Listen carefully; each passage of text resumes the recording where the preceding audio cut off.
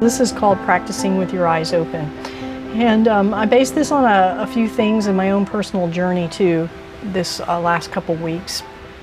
And Dr. Joe just came out with a newsletter a couple weeks ago, and I really felt like he's now finally starting to take what he teaches to a new, I don't want to say a new level, but a new pathway. And you know, he talks a lot about meditating and how to do the meditation. And when we do the meditation, we use a process by which we actually blindfold ourselves so that we're eliminating the light, and there's a certain chemical response that happens with that. And you're trying to place yourself where you're nobody, no one, no place, no time. And then you get sort of in this zone which is related to your brain waves. And then at that point you can start to, the way I'm starting to think of it is that you're remodeling your energy. And so we have our own set point of energy, and that's based on our lives and how we were brought up and what our environment was as a child and what our internal energy was then and is now. But we keep reliving the past, is his theory. So when we relive the past, we're reliving those, our body doesn't know the difference. And so we're just reliving that energy from the past. And so then we just create the same kind of energy. So how do we break that cycle? Well, he's teaching it through this meditative process. After a while, though, and I know that Pat and I have talked about this a little bit, is that you might feel great during your meditation, and you might really have a great meditation. Then you open your eyes and you're right back in the same environment again. And that environment,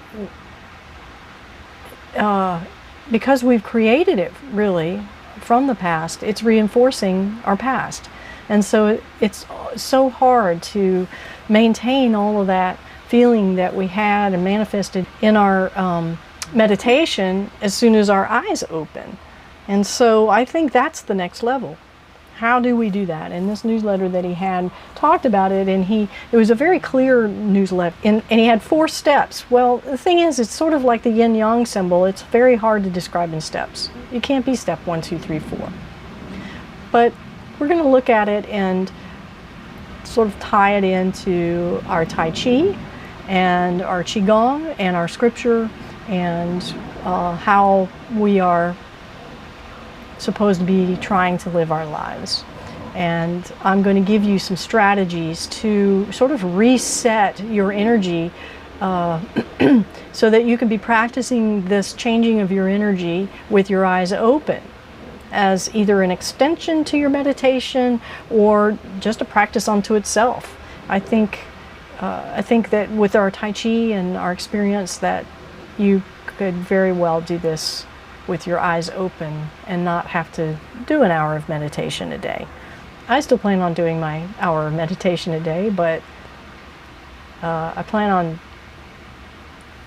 making a bridge into now practicing with my eyes open. Now, it's by no coincidence that this is a beautiful branch and gorgeous leaves, and because the scripture is John 15, 4 through 6. Remain in me, and I will remain in you. Just as no branch can bear fruit by itself without remaining in the vine, neither can you bear fruit producing evidence of your faith unless you remain in me. I am the vine, you are the branches. The one who remains in me and I in him bears much fruit, for apart from me, that is cut off from the vital union with me, you can do nothing. And so when I read this, I thought, well, I think this fits really nicely with this story for today. And I think we are challenged every moment that we have that a dull feeling within our heart, or we have sadness, or we have fear. I mean, honestly, the conversation that we just had about COVID right before we started this meeting struck intense fear in me. And I I don't want those feelings in my heart, and neither does anybody. And then there's also these moments or these thoughts and feelings and emotions that we have every day upon our waking moment that we're not really even aware of because they're become so much a part of us. And they're not necessarily a part of Him. And they in fact can block us from being a part of the vine. And when we are able to change our energy and unplug from that programming of our past and change into a different kind of energy that's a higher frequency or elevated emotion or thoughts about a positive future that you've created for yourself, then we're going back to the vine. We're going back to being a branch to that vine. And so it's important that we are able to do that, not just when we pray, not just when our eyes are closed, but in our waking moments, in the moments that we start to feel like we're being pruned away from the vine. So how do we do that? How do we practice with our eyes open so that we can remain connected to the vine? And I love the analogy because, once Jesus said, I'm the tree of life, and there's so much in the Bible where He makes references to plants and to the vine and to the tree, especially the tree. And so this story or this lesson that we're going to go about ties into trees. I think it's really significant. So in Dr. Joe's newsletter, I've read it like 6 times, and it sounds really complicated at first, but inspiring. And then so I could remember it, I just had to really water it down. I had to distill it down, I should say, to what are those 4 steps, and they do overlap. And of course, you've always heard that the first step is to become aware. And they also say that 80% of solving a problem within yourself or whatever is having awareness of that problem. So just becoming aware of our thoughts and is probably the first and most important step. But it's important that when you start to practice this awareness, that you're not beating yourself up. Because when you're beating yourself up, you're just truncating yourself away from the vine. Jesus didn't beat people up. he forgave and He loved, and there's no reprimanding there. It's just matter of fact. Sin no more. You're forgiven. Now go tell people. So becoming aware and but doing it in an observational sense. So it's sort of like, and I haven't gotten really good at this part yet. I mean, I'm aware, I'm becoming more aware. But it's like placing yourself outside of yourself and just watching. And then watching is like you're watching a movie, or I don't know, you'll have to play with this so that you're just kind of observing and you're not passing judgment on it. For me, it's more of a feeling that is, I guess you would call it an emotion. I'm not sure. But now that I'm a little more aware, I'm starting to remember back, like, oh yeah, I remember that feeling when I was a band director. I remember that feeling when I was in high school, or I remember that feeling this time. And almost by looking back, I'm now recognizing that it's a real pattern. And it's become such a familiar pattern to me that it's part of me, and I don't want it to be part of me because it's not a part of me that Jesus or God would want to be a part of me. It doesn't celebrate who I am. It doesn't foster me. It doesn't support me. And I think we all have those, people call it baggage.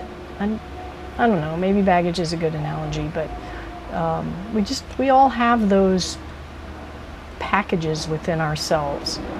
And we just have to be aware of them, but not judging them. So then when you become aware of that, so I start feeling that feeling, and there may not even be a trigger for it, it's just so automatic. Then to pause, that's the second step. Just to take a pause. But now I'm seeing steps 3, 4, or 2, 3, and 4 merging together into one, and that's the open eyes, practicing with open eyes. I think just being aware, and then I can skip now right to trying to change my energy. I don't even have to pause. I think sometimes if you pause, it just becomes more, the emotion becomes more pregnant, more expanded. So I don't want to acknowledge, I mean, I've acknowledged it, there it is, but if I pause, then I'm giving it more space to grow. So I'm not going to pause. I have to disagree with Dr. Joe Dispenza on that one. I think we just need to automatically start switching channels. And that's what we're going to learn today, is some strategies how to switch your channels with your eyes open. And when I say switch channels, it's change your energy. And I do think you have to do what he says. You have to do the work. You've got to find that emotion. You've got to find that place. You've got to hone it down. What exactly, brings you joy? Because if you are not aware of that, then it's really hard to switch right to changing your energy. But to change your energy in the moment is a challenge. But it's like anything else. Just practice it. So become aware of the moment, and maybe you're just in a really dark place, and it's hard because it's almost like our body wants to keep us there. Maybe our heart and our mind wants to keep us there because we're so used to that feeling. So it's become normal to us. And it's like, someone who's depressed and you tell them, oh, go get exercise, go outside and take a walk, it'll help you. Well, it takes an insurmountable amount of energy to overcome that inertia and to go out the door and take the walk. And that's what this is like, changing your energy.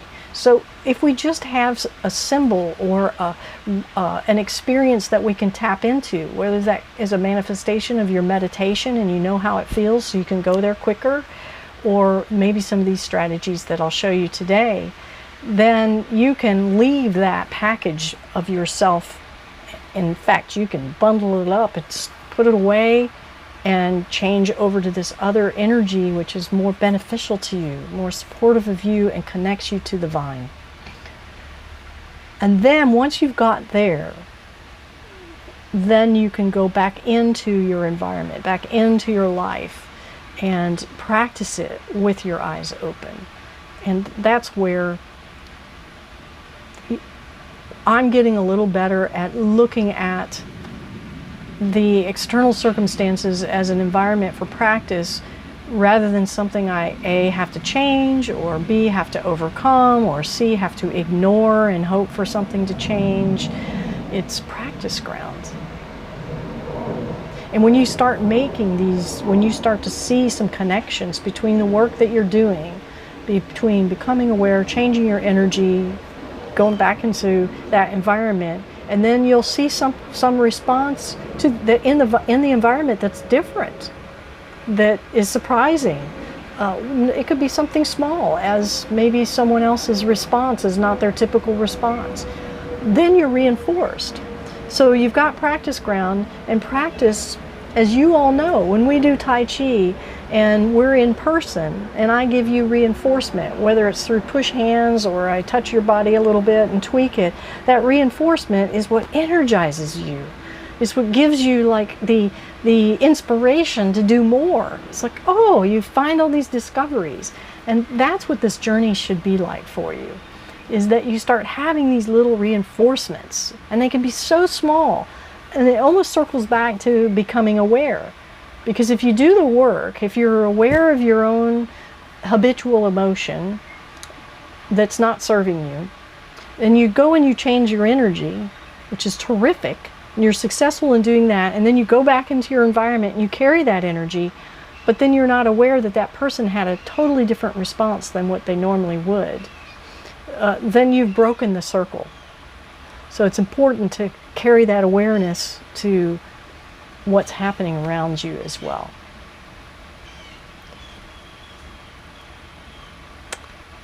So I was kind of getting frustrated. I was doing my meditations, and even though as I've shared with you, I've had some really solid answers and feeling like God has reached his hand down and touched me and said, yes, you're doing the right thing. I'm here for you. I love you, and given me some tangibles to keep me inspired. It's not enough, because Jesus didn't say, be connected to the vine when you meditate and then go about your day. He's saying be connected to the vine all the time. And how do we do that? That's the part where we've got to practice with that persistence and with our eyes open, and then use that 4-step process or 3-step process so that we can continuously guide ourselves back to the vine, being connected. That is the highest of energies. That's the changing our energy, is not just feeling joy, but feeling joy through this funnel of God and of Jesus, and of being connected to his hope and his message and his energy. So I was just really looking for something that could sustain me a little more beyond when my eyes are closed. So I started reading a book, and I'll share the book with you. And there was one about gathering chi from a tree. And here was a qigong practice where you can gather chi from a tree. And I thought, well, this is, you know me, at first I'm always dubious. I thought, well, this is kind of weird, but what the heck, I'll give it a try. And so and you know, Master Ting had mentioned that as my chi starts to expand, that I'll start feeling, he specifically said chi from, you'll start feeling the different types of chi from trees. And so he sort of maybe planted that seed about a year ago. And then when I ran across this, I thought, well, I'll try this. And so you find a tree and you literally touch that tree. And I'm going to show you, we're going to talk about how to do it, and then I want you to go try it. Can you all hear that? Can you hear that?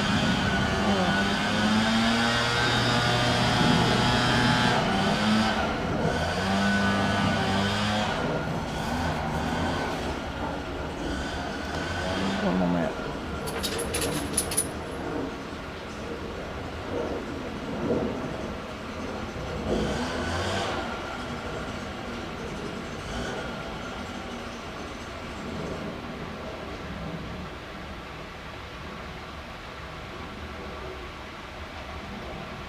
Let's just see if they continue.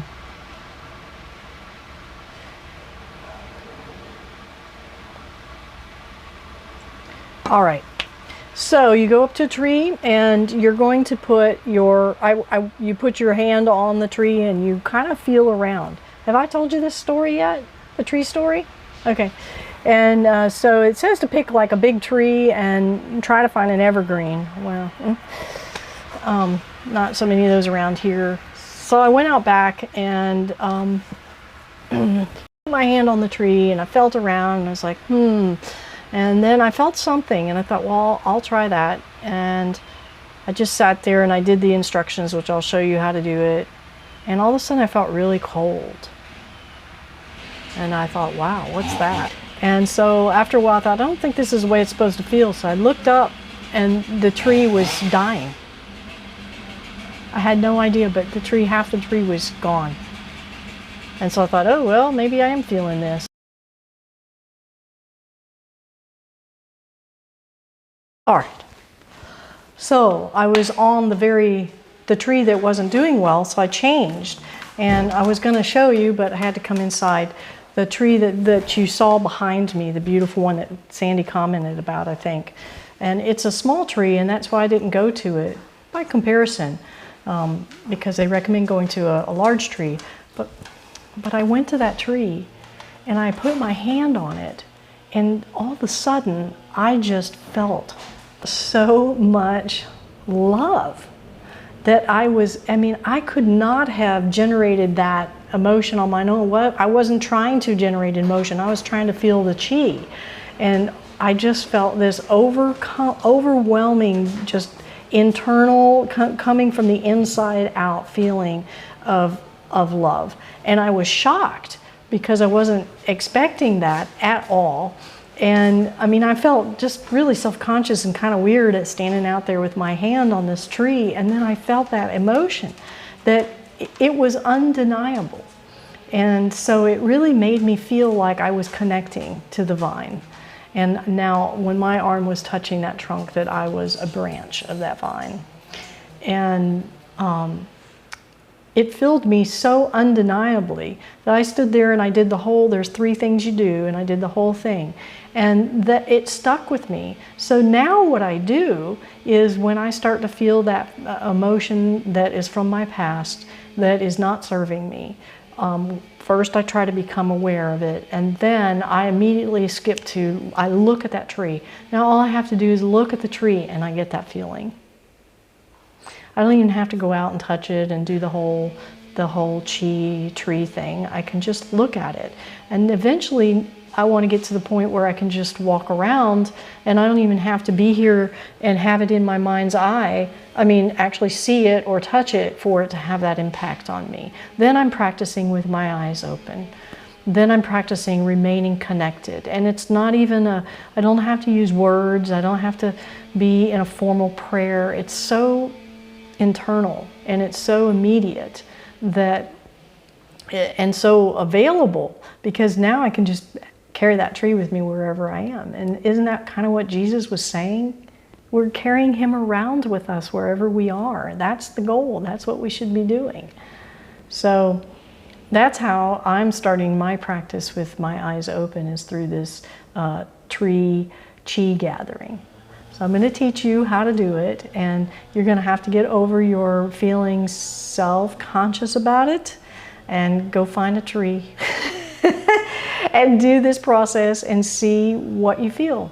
And if you know, and don't strive to feel anything. Be like what I explained at the beginning. You're being aware of your own feelings by observing sort of from the outside. We'll do it that way. Just experiment with it. Like, I wonder what I can feel here, or if I feel anything. So we'll try that. And so now that tree out there, out my very window, is my symbol or my recalibration point to be able to practice connecting and elevating my emotion with my eyes open. Now, there's another one that is called chi permeating. So maybe, just because sometimes maybe the tree thing doesn't work for you. I think all of us are different. But this one's called chi permeating technique. And we're going to do this one as well. And what we're doing here is, again, you're going to practice it physically first. And we're going to invite in this pure essence of the universe, of God, of the vine, of the tree of life, and pouring that in through your body in a very specific pattern and way. And we'll do it in 3 different ways. And then you might find that after that you're able to recalibrate yourself to higher emotion. And then again, what I'm finding now is that at first I was doing this in the physical way, the physical expression of this Qigong movement. And now I can just do it without even moving. I can just do it mentally. So if I find myself in an environment or a situation that is got a lot of negative energy in it, or even my own environment that I've created within myself is negative energy, I can get centered and I can do this chi permeating technique, and that helps to reset and get to that point of changing my energy so that I'm able to practice connecting with my eyes open. All right, so for the tree, I have a pretty crude drawing. I can try to show it to you, but because I needed to see it in pictures. So the first thing you need to know and be aware of is the points that we're going to be running this chi through. And so one of them is at the Lao Gao point in your hand, which is just maybe where your middle finger touches your hand. It's sort of the portal of energy. So if you make a fist, and it doesn't have to be specifically right there. It can be wherever you might feel you could receive energy. So that's the portal of where this energy will flow into. So you're going to find this tree. You're going to go ahead and put your hand in different places around the tree to find the spot on the tree that gives the most sensation. And I was sort of dubious about that, and I moved my hand around, and I actually did feel a difference in where my hand was and the amount of chi that I was feeling. So first you play. What? Do you do one hand or two? Right. So to start out, yeah, we do one hand, and you just place your hand on that tree. And so you're going to flow that energy in through your arm, and then down through, it goes into your chest and down through to the perineal floor of your body, and then it separates down the legs, and you want to imagine that you're connecting deep down to the roots of that tree. And then it circles back up the tree and comes back into your hand. So that's the first cycle. Okay, one hand, cycle it in your portal here, through the arm, through the chest, down to the perineal floor, out through the legs, and then through the bubbling well. So just like you have a point here on your hand, you have a similar point on your feet, and it's called the bubbling well. And it's almost in the same location on your foot as it is in your hand.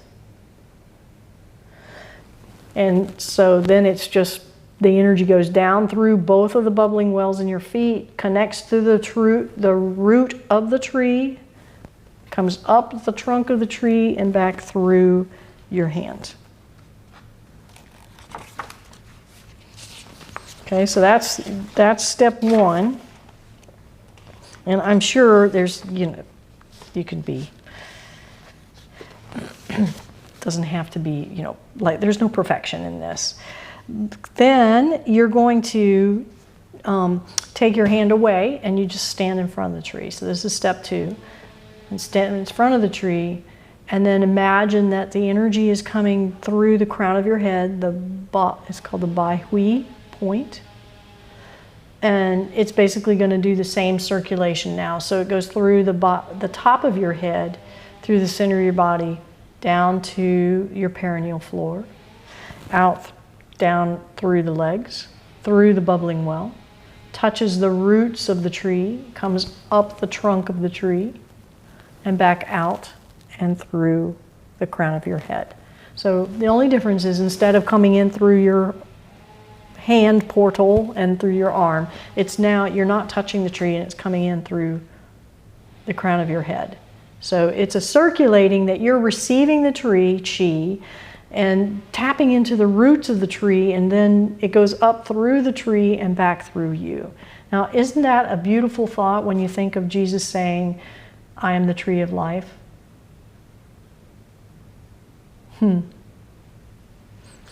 Then the third time, we reverse it.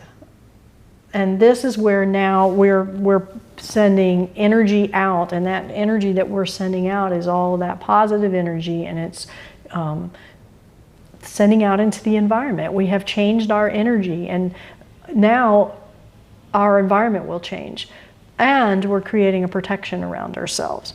So now what we do is we reverse it. So we're going to imagine the energy from the tree going down the trunk, the roots, and we're absorbing the energy from the tree through the bubbling well of our feet, up through the middle of our body, and then it goes out in every direction, all around.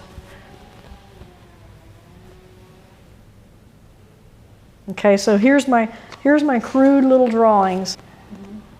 There, does that work better? Thank you. Okay, so my hand is actually touching the tree. These arrows, I can't tell what I'm doing because it's reversed, but you get it. The energy's coming in from the tree through the hand, down through the body, out through my feet, and I'm connecting to the roots of the tree. So my circle is going this way. Okay? That's step 1. Then step 2, the circle's still going the same way, but now I'm just standing in front of the tree, comes up through the crown of my head, down the body, goes out through my feet, down through the bubbling well, connects to the root of the tree, and we circle around this way, same direction. Is that coming from the top of the tree into your head then, rather than the trunk? No, I think it's coming from the trunk because I was touching the trunk and that was my first connection, so I feel like it's coming from either the whole tree or the trunk still, where I was touching it. You may have a different experience. If it works for you to think it's coming from the top of the tree or through the whole thing. Okay? And then the last one, we reverse the circle now. So now I'm absorbing the energy from the tree roots and sending it out in all directions. So these two you could consider are kind of chi building, like I'm bonding with the tree and I've become the branch to the vine. And then here now I've got that chi flowing, and you'll feel your chi start to increase. And once you find that you're feeling it pretty consistently, then you can reverse it and just feel like you're taking it in from the roots of the tree and sending it out in every direction. And isn't that sort of come to think of it, isn't that, oh my gosh, it's sort of like a summary of the entire New Testament right there. You know, at first the tree of life came and came upon this earth, and we weren't so sure. We had to touch it. We had to make sure it was real. God gave it to us, Jesus to us in the real flesh, so that we knew that this was a real thing happening. And people touched it. He touched them. He created miracles through his touch. And so people were starting to recognize the tree of life by a real three-dimensional experience. And then as the word spread and more people heard about it, maybe not everybody saw Jesus, but now we don't have to touch the tree directly to get that story, to get that energy. And then when Jesus rose, and he was here for 40 days, and then he left, but he left us with the Holy Spirit, and he left those disciples and people to go out and spread the word. So now the tree of life energy is expanding outward from these individuals. So you could even look at it in a bigger scheme of things like that. But, you know, try it. I mean, I felt it here, and then when I got to this point, it got even stronger. And then when I got to this point, I just imagined this sending out this chi, and it's protecting, and it elevates you, puts you in a different place, and helps you to practice with your eyes open. It goes from the tangible to the intangible. And that's what the New Testament did. From the tangible to the intangible.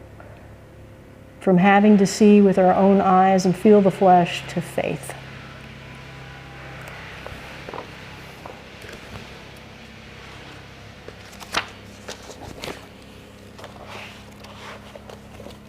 And then if you really do feel it and you find a tree that's doing this for you, oh, and also, Sandy, you'll love this because there's one that's for flowers. Gathering chi from flowers. There's one for the moon, for the sun. And so honestly, I'm not sure you have to follow this prescription exactly. I think you could just have the intention and it'll happen for you. Yeah. Okay, so now let's go back to the other one, the chi permeating one. So what we're going to do is it's simply, the movement is our gathering chi movement. So that means that when we have our Tai Chi classes together, now you can have a whole nother layer of intention. Okay, so this is the different ways that we're going to move the energy through our body.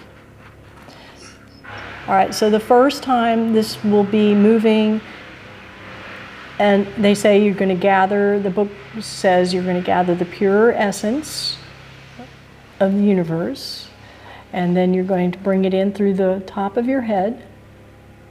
And then as we move our hands down our body or in front of our body like we do in gathering chi, we're going to divide the energy along so it goes kind of in front of the ears, and then it rejoins at the throat. Then it separates at the clavicle and it goes across your chest right at the nipple line, and it rejoins at the navel. Then you put it to the dantian. Then you put it to the perineal floor. Then you divide it down your legs to the bubbling well. And we take the heavy energy or the negative energy and we send it 3 or 4 feet deep into the earth. So it's important you have this image in your mind. This is called the Qi permeating Qigong movement. And so we're going to do this. This will be the first. We'll do it 3. We'll do each one 3 times. So we'll do this one 3 times. And I'll give you verbals, but just so that you have that visual image. So that's the front. And then we'll do the middle of our body. So that one's a little easier to remember. You just take it through the crown of your head, right through the middle of your body. You sense it in your dantian. You take it down to the perineal floor, divide it into your legs, through the bubbling well, and sending out heavy energy away from you. So that heavy energy could be whatever that your program is that you want to recalibrate. Okay? Then the third one is down the back. So now we'll take it in through the crown of the head, but around the back of the head, the back of the neck, down the spine, to the Menming point. And then these 2 points are kind of at the top of your gluteus maximus. And then down the side of the legs, it looks like, I'll have to clarify that, I'll check real quick. That could be just the, I'll check. And then through the bubbling well down into the earth. So that one's called the back, of course. Okay, so we have the front, the middle, and the back. We'll do each one 3 times. So the movement is raise both hands over your head with your Lao Gong points, that's the portal of your hand, pointing to the crown of your head.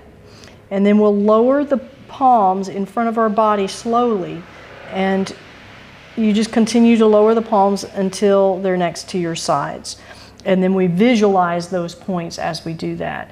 And generally, where your palms are, the energy is a little bit ahead of that. So if I'm here, then I'm imagining the energy here. If I'm here, then the energy is all the way down to here. So imagine it just a little bit ahead of where your hands are. Okay?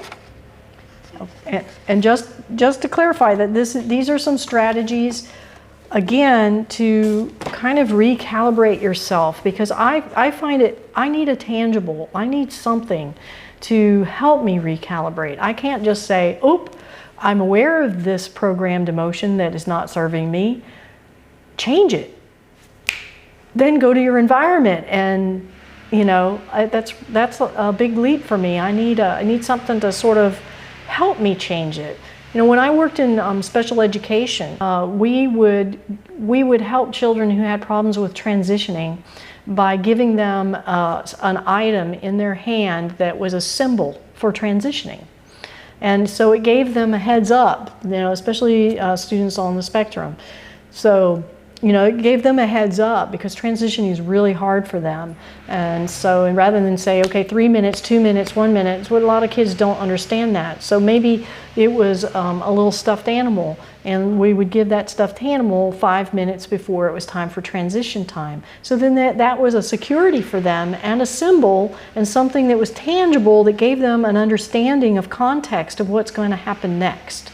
And so that's what I feel like these 2 strategies that I'm giving you could potentially be for you. Now you might find something else that works even better for you. But it's nice. It's it's nice to have a strategy that you can turn to in those moments, because just to try to generate, no matter how much you've meditated, just to try to generate it on your own, or even if you are able to get in prayer and ask God in that moment to help, I think He wants us to have. Why else did He give us these beautiful metaphors if He didn't want us to have metaphors to help us in life? The tree of life. And so if you can find a tree that when you touch it, it gives you this feeling of love and comfort, and now all you got to do is think about that, then that's your transition item. That's your transition into reconnecting to the vine, so that you can change your energy and therefore step into your environment and maintain that changed energy. So these are some strategies to try.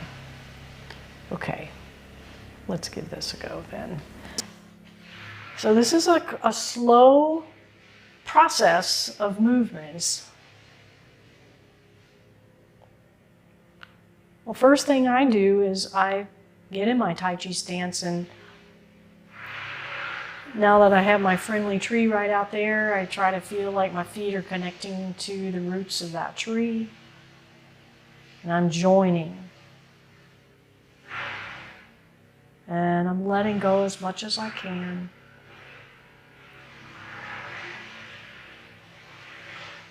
And then let's lift our arms, or let them be lifted, and feel that portal in your hand. And imagine that you're receiving all of the pure essence, pure energy. And pour that into the crown of your head.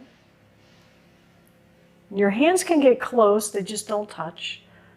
And now let's divide it so that it runs just in front of the ears to the chin. And now along the throat on one single line. Once you get to the clavicle, divide it again. And I actually do separate my hands a little bit. Go along the nipple line, along the trunk. Rejoin at the navel. And then down, dantian, perineal floor. Divide it through the legs, down the legs, and then out the bubbling well, deep into the earth, dispensing of any heavy energy. Now here, we just stand for a little bit and swallow your saliva and trace it down all the way down to your stomach. And now relax your hair, your eyes, your face, your throat, shoulders, chest, the muscles between your ribs. Relax your kidneys, your stomach. Relax the quad. See how much you can let go of your leg muscles. And now let's do another. So we lift up. And this will be tracing the same pattern again. Imagine you're scooping up the pure essence. That could be the pure essence of who you are. Divide it.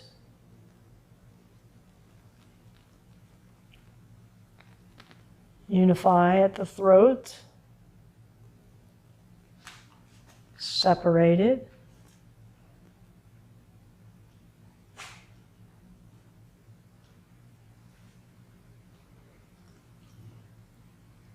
Join at the navel.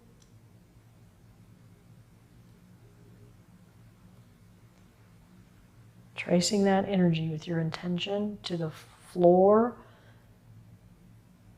out through the quad, through the legs, down the middle of the legs. And the heavy energy going out the bubbling well, deep into the earth. Relax your hair, your eyes, your ears. Swallow the saliva and trace it.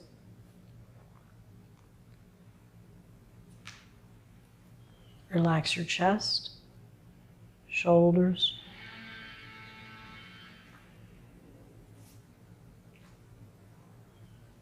Relax your ribs. Those internal organs all in there, try to relax those.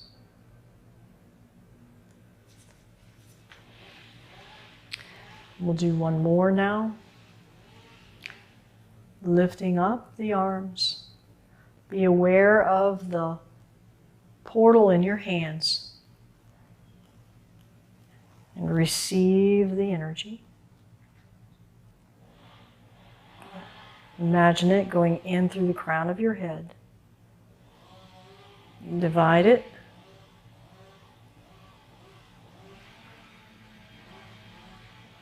Unified at the throat.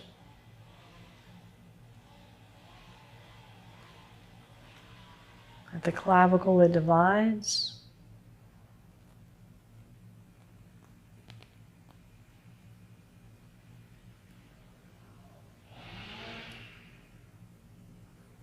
Joining at the navel.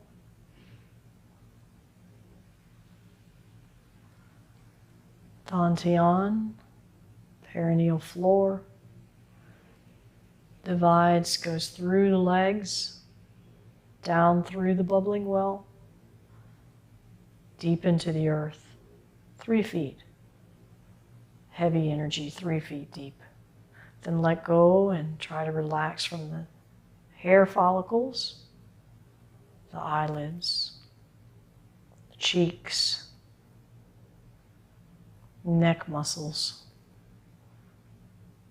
chest, your kidneys. Relax your lungs, your intestines, your stomach. Swallowing and following that saliva as it goes down.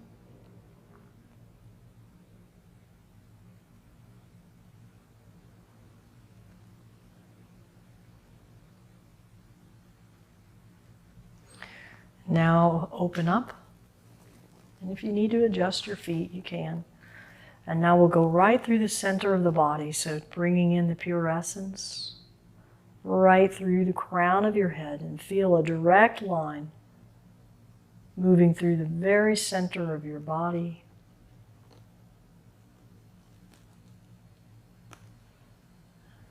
And this one I feel needs to go a little quicker.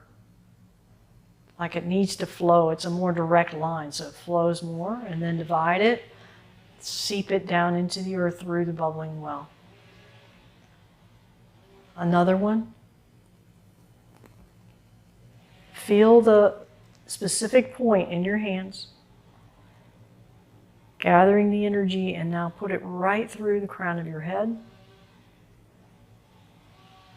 through that center line in your body.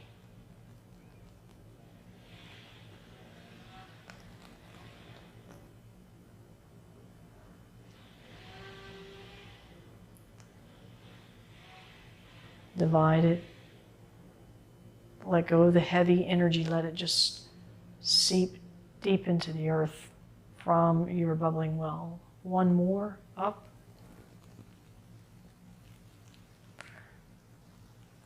Sense that energy in your hands through the crown of the head.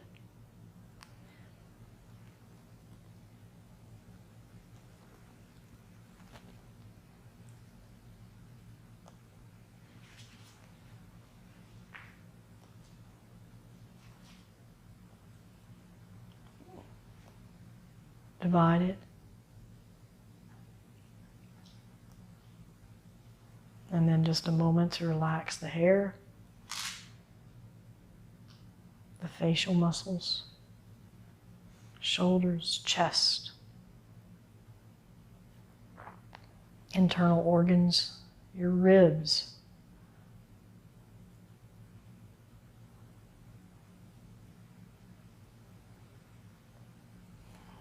And then open up. These will be the last three. This one goes through our back now. So take it through the crown of the head. And now, as you move your hands down, put your awareness in the back part of your body. So you're moving it down the back of your head, down the neck, spine, down your thoracic spine,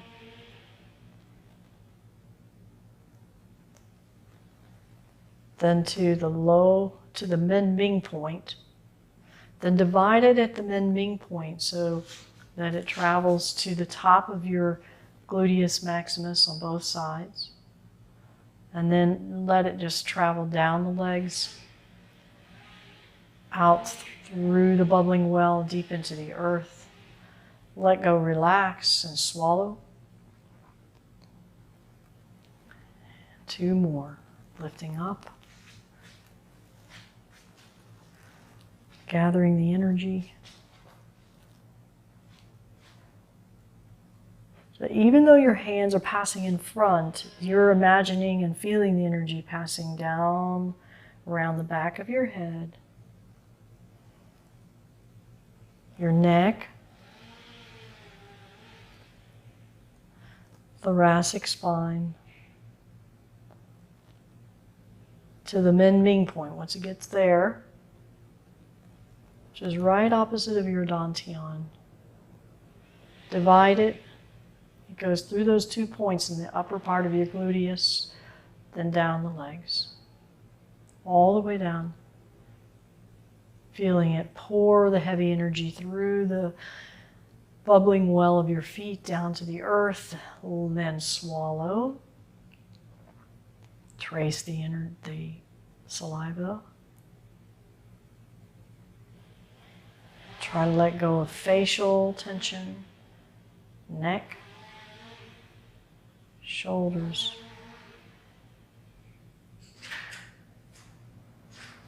And we'll do one more, lifting up.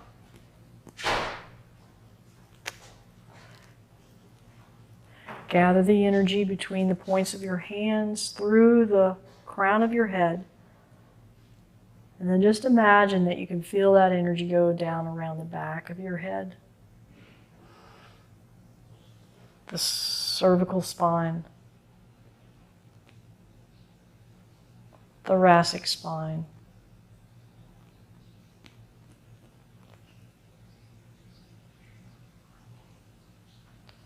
to your Menming.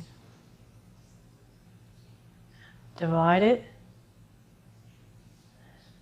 Send it deep, deep, deep into the earth, the heavy energy. And then stand for just a moment. Let go of the tension in your scalp, around your eyes, in your neck, your chest, between your ribs and your hips.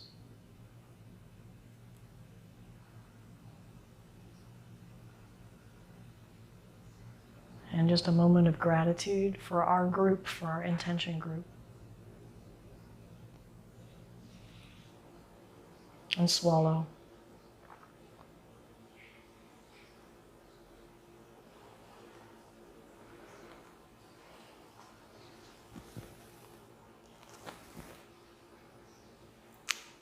Yeah. That feeling of letting go, letting go. And it's surprising how much we are still holding. We don't even realize. And I think that's another metaphor for this whole lesson, is that we're holding, right? We're holding on to our past. Our body is holding on to it, even if we might not want to be repeating that and recreating that past. We're holding, and we don't even, in ways that we don't even realize. And so we have to find a way to break the pattern. And we have to find a way to break the pattern with our eyes open And so that's why I felt like maybe having these movements that you can run through mentally or physically or both would be something to help that transition or that recalibrating. The goal is to be aware all the time. How in the world do we get there? I don't know. Maybe that's nirvana, right? When you're aware all the time.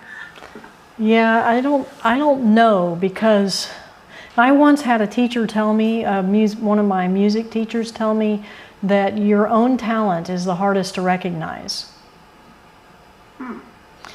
And that's because it comes easily to you, and it is you, so you don't realize that it is your talent.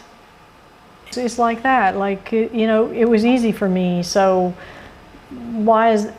it's hard for me to recognize that it was a talent because it was easy for me. And I think that works the other way too, with our programmed emotions from the past. They're so much a part of us that they're hard to recognize in ourselves. So whether it's a talent or whether it's a program, our own program, sometimes it's hard to recognize. But maybe it's not as hard as we think. Maybe it's just simply taking that first step of that awareness. For me, it's in the morning. When I wake up in the morning is when my mind immediately starts the negative train. And so I have an opportunity. I know that now. I know that's when it's going to hit me the hardest. And so now I can think about my tree. Or I can just simply say a prayer to say, you know, get me on a different train, please.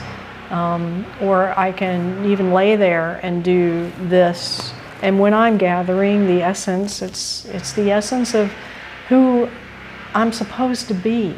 Because when we gather the essence of who we're supposed to be, then we are joining with God. We are joining the vine. I think especially with someone like you that has such a busy schedule, how does your brain not instantly go to the millions of things that have to go in line for that day to happen? It's hard to go in. My thing is, and I don't work anymore, so I don't have that excuse, but it's my mom's care. The minute I wake up, I'm thinking, okay, I gotta get a breakfast, I gotta do this.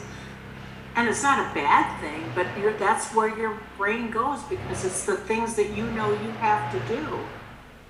I can't be unaware of those things because that's what I have to do. And how can you be unaware of the classes you have to teach?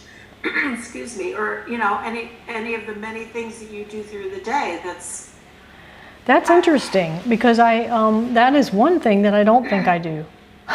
Really? Oh no. No, I think that is through a lesson I learned long ago about that secondary energy and how effective secondary energy is. And I think secondary energy is when we're tapped in more with God, and we're not using primary energy, which saps us. And primary energy maybe is one of those distractions that keeps us disconnected to some degree. And so, no, I rarely think about what I've got to get done in the day, because I have learned to trust secondary energy and know that whatever is most important will float up to the top, and it will get my attention. So when you go to your classes, you're not already thinking what you want to cover today? Oh, heck no. Okay, well, no, I like this. No. I remember, I think I shared with y'all, I was teaching music to little 5 and 4-year-olds, and I would go in with a pristine lesson plan. And do you remember, did I tell you that story? And then they would sabotage it completely. And then I'd go in completely unprepared, and the creative process, like they would do something, it was like, oh, I could do something with whatever they did. Like a kid, he could only draw an oval. And he felt so self-conscious that that's the only thing he could do. And so one day we were on the floor, and I had this beautiful, perfect lesson plan, and he drew an oval. And so I started making notes out of every oval he drew. And he loved it, and now he knew what a note looked like, and I taught him a whole note, and then I said color it in, and now this is a quarter note and it sounds like this, you know, and we had a whole lesson on that. And if I had my lesson plan and stuck to my lesson plan, then I would have never seen that opportunity. And I do think that's the way we live life, a lot of us, and me too, I used to be that way, where we're so stuck on our lesson plan that we're missing all the opportunities that God is putting in front of us.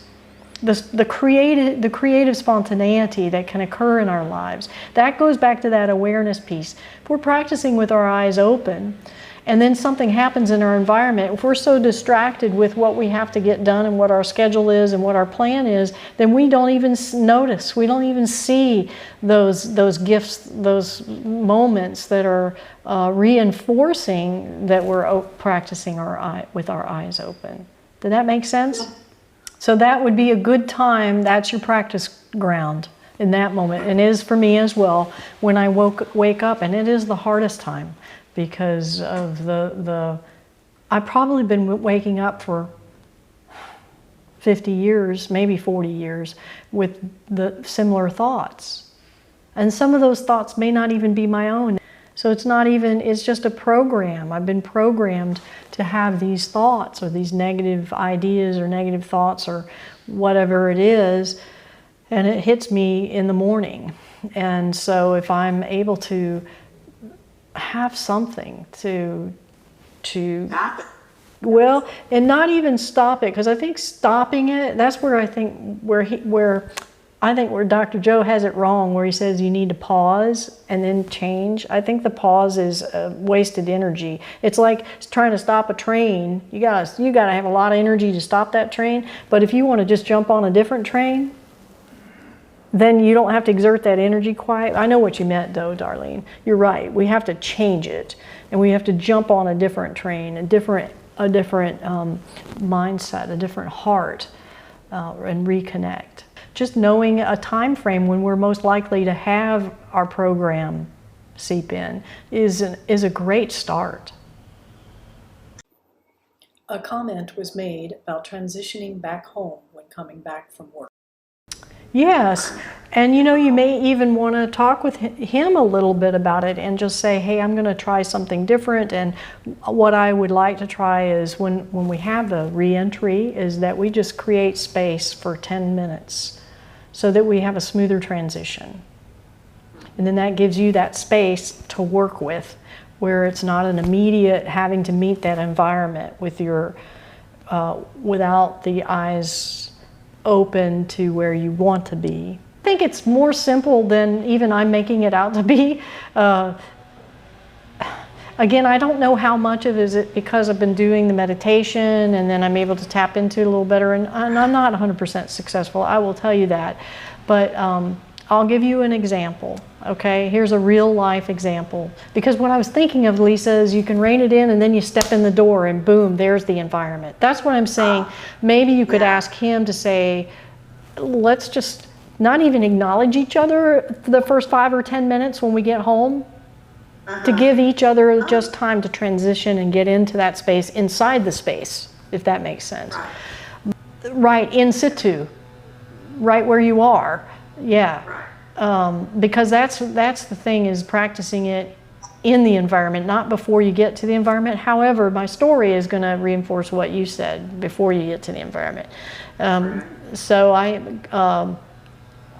my mother's birthday was September 16th. I called my friend T, who lives down there, you know T, and I asked her, would you give my mother a gift card from her favorite store and some flowers, and I'll reimburse you. And so T was very happy to do it. And so she did. Anyway, so I didn't hear anything. I called my mom, she didn't answer the phone. Called her again, she didn't answer the phone. This is on her birthday, so she's not answering my calls.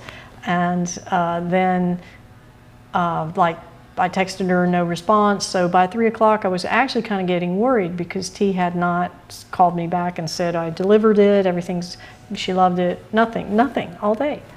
And so finally at 3 o'clock, I think I texted T and I said, look, I haven't heard from anybody all day. Is everything okay? And she said, I think she called me.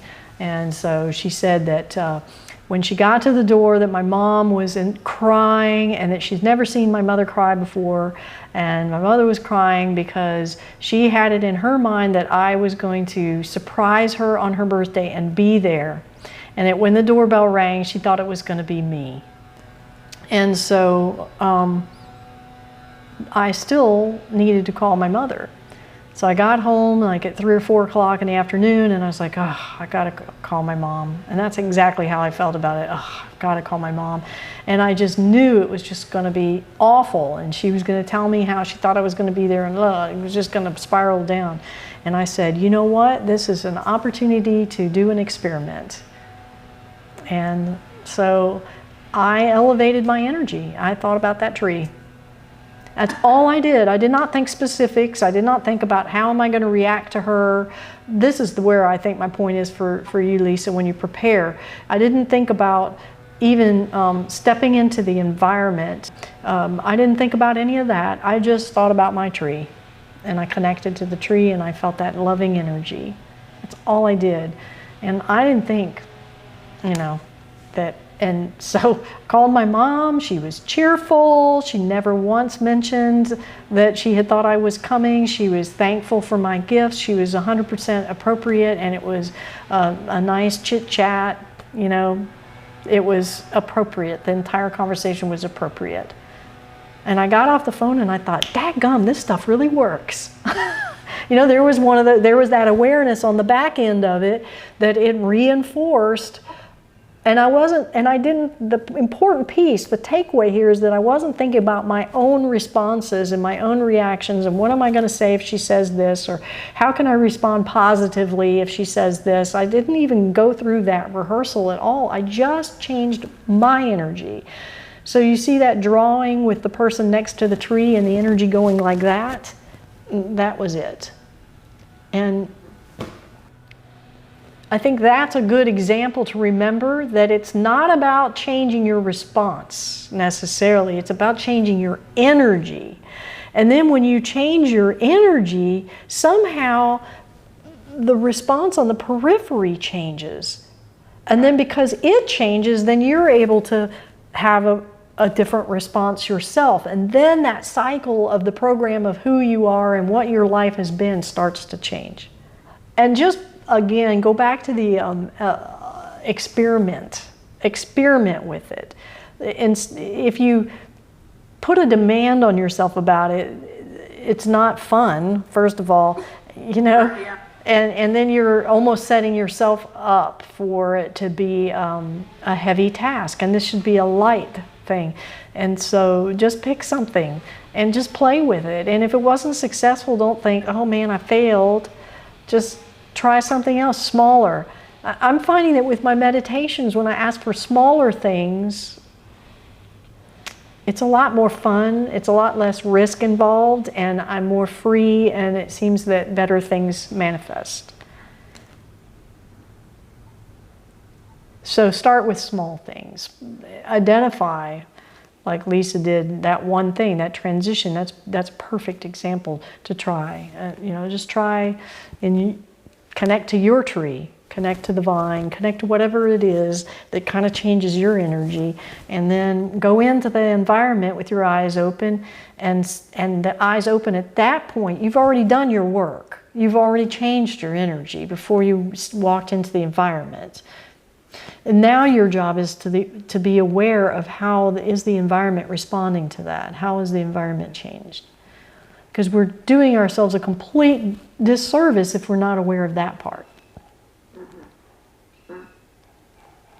Because then it's not reinforcing the work. And I think a lot of times we're not aware of the back end of it. There you go. So just go to that place, let it fill you. You know how when we first started doing our intention, the 3 minutes seemed so hard. And it took almost 3 minutes or sometimes longer just to get locked on, right? And I don't know about you now, but it's like we lock on like a blink of an eye.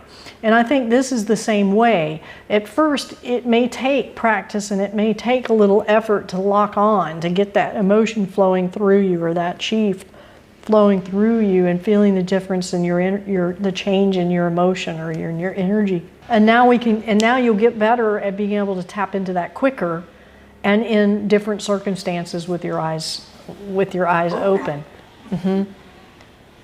Yeah, because all the work in the world with our eyes closed, meditating, praying, I think, that's practice ground, so that we know what it feels like. And my energy, my chi has exponentially increased since I've done the meditative work and am still doing it.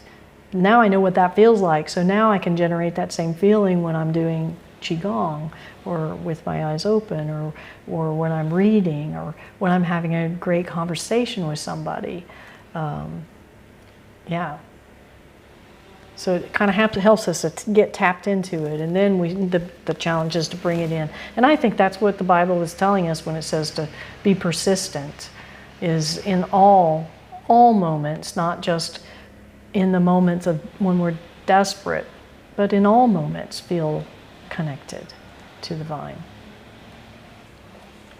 Anyhow, I hope you liked it, and I hope those tools, so now when we do this movement, you can choose one of those pathways and feel it when we do our Qigong, or if maybe that's all you need now to change your energy before a challenging transition, or a challenging phone call, or a challenging moment occurring in your household or in your life. All right, well, let's do a short prayer. Dear Lord, help us to feel connected to you, to your power, your essence, your energy, that beautiful positive energy, so that we are connected to you, the vine. And as your branches, we can produce fruit, not only for others, but for ourselves and for our lives, so that we can be the person you intend us to be and live the life that you intended us to live, and feel the joy that you want us to feel, and express and receive the love that you want us to have in our lives. Help us to not get mired in the details and open ourselves up, so that we can become aware of all of the gifts that you give us throughout the day, all of the signs that you give us, so that we can continue to practice connecting with you, being with you, with our eyes open. Amen.